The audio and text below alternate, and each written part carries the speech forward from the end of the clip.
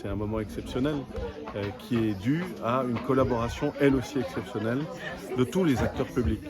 L'État, bien entendu, qui a contribué très fortement, le département, la commune, tout cela s'est mis ensemble pour faire en sorte que très rapidement, en un peu plus de 2 ans à peine, une nouvelle école voit le jour à Mafate. Parce que ce sont les enfants de la République, nos enfants, donc bien entendu qu'il faut les scolariser et puis leur donner toutes les chances que tous les autres enfants ont.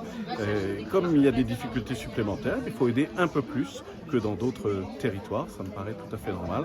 Et le fonds qui a servi, le fonds de l'État, près d'1 million d'euros tout de même, qui a servi à cette école, c'est un fonds pour circonstances exceptionnelles. Qu'est-ce qu'il y avait de plus exceptionnel que les circonstances qui ont mené, après l'incendie, après la fragilisation du manteau rocheux, à être obligé de délocaliser l'école et d'en créer une nouvelle.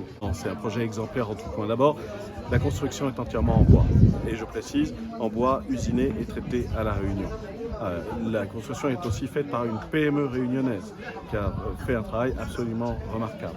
Et puis, dans très peu de temps, dans moins d'1 an maintenant, le toit de l'école sera recouvert par ce qu'on appelle une sorte de centrale photovoltaïque qui permettra non seulement d'alimenter en électricité l'école, bien sûr, mais aussi l'ensemble de l'îlette de Roche-Plate, c'est-à-dire à peu près une centaine d'habitants.